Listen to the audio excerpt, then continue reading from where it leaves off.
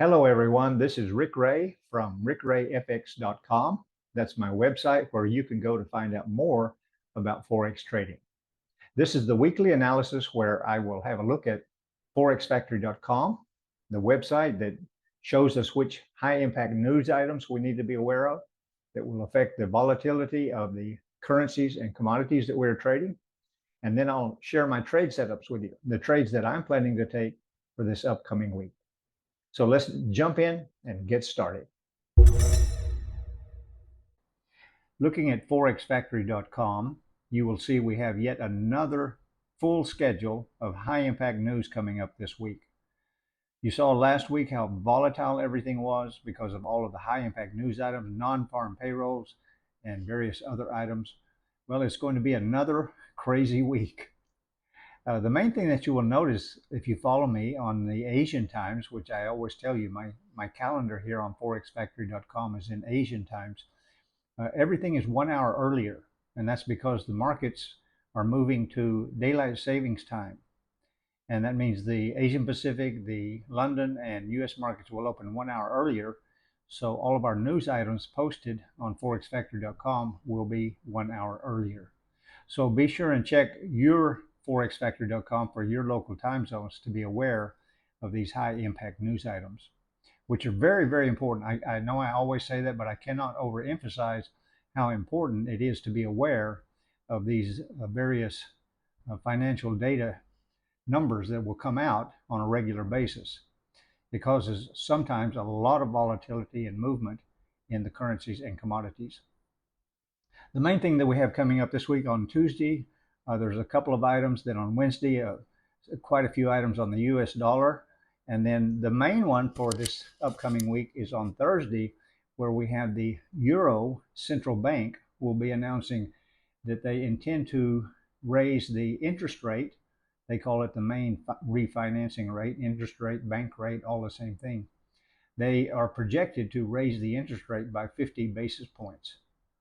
So that is going to definitely cause some action with the euro and the euro related pairs. So again, check forexfactory.com for your local time zones and be aware of all of these high impact news items coming out for this week. All right, let's have a look at the trade setups that I will be taking, and I will share those with you now. As I share my trade setups with you, remember, this is not financial advice. I am not recommending that you take these trades. It's up to you to manage your own account and to use good risk management. As usual, I start off looking at the DXY. The DXY is a dollar index. It's the US dollar compared with 6 major currencies to show us the weakening and strengthening of the US dollar compared with other currencies. And if you remember in the last video, I showed you that we've seen a big move up, the strengthening of the US dollar for some time, and then a lot of indecision in the previous week. And then because of the high impact news, all of that crazy news that we had last week, this is the kind of volatility you get. All right. Just from the high impact news items that I shared with you on forexfactory.com last week. And it was such a crazy week that the US dollar gained so much strength in just one day, and then over the next 3 days came right back to where it started. So, this shows us really that there's still indecision in the market regarding the US economy. I mean, Jerome Powell spoke twice, and he is the man who has more influence over the US dollar than anyone in the world. And even he doesn't know what he's going to do. The US economy is in a mess. The unemployment is very, very low.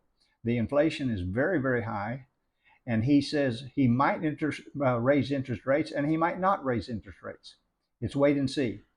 So even the man in charge, the man that has more influence over the US dollar than anyone, doesn't know what he's going to do. Okay, so that causes this kind of volatility. It really shakes up the markets. So let's have a look at our currency pairs and gold as well to see how all of that volatility affected us and what kind of a plan we can make for our trades for this upcoming week. Remember, we don't try and predict the market. We react to what we see. And in these times, you really have to be very, very careful not to chase candles, not to be greedy.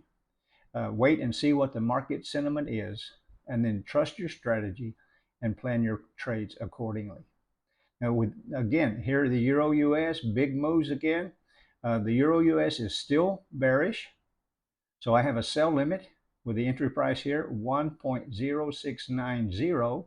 Why that number? Because that's where it has been several times before. Back here, it was a very, very strong resistance. It came up and hit that again. It hit that again last week. It's hit it again on Friday. So I'm expecting that to come up one more time at least into that zone. And that's where my pending order, my sell limit, is waiting to take a sell trade. 1.0690. Then the odd US. And on this chart and a couple of the other charts, I've put the Fibonacci retracement zones. Sometimes it's a little bit easier for you to see the numbers that I'm talking about. And if you don't understand Fibonacci retracement, don't worry about it. It's just a high-tech name for support and resistance, which these numbers are also very similar to the numbers that I use for support and resistance, but sometimes it's easier to see on a chart. So the odd US sell limit is at 0.6640, which means it needs to come back up to this first line you see here, all right, which it did come up to on Friday. It came up earlier in the week also, and a little bit got very, very close to it in the beginning of the week. So that's the odd US sell limit, 0.6640. And you're thinking, well, can the odd US go any further down? It's quite low now. Let's just have a quick look at the day chart on the odd US. And let's see, can it go any further down? Well, this is the day chart. And it has been, you see where it is now, right there.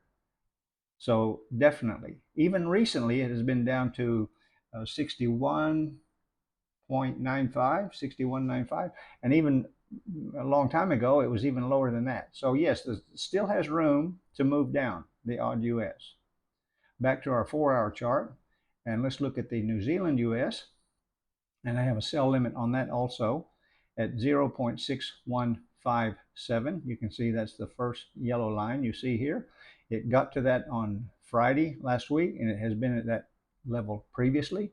So that's where my sell limit is, 0.6157. The pound US entry price for a sell limit, 1.2120. And it almost hit that on Friday. And has it been there previously? Well, let's look back. Yep, a couple of weeks ago, and then before that, and before that, and before that. It's a very, very strong resistance zone. So let's let it go back up there, hit that again, and then my pending order will open at 1.2120. The USD CAD, I have a buy limit. All right, this has been bullish for a long, long time, the USD CAD, but we need to let it pull back. Remember, nothing goes up in a straight line. Let it pull back to our support here, where we had last week.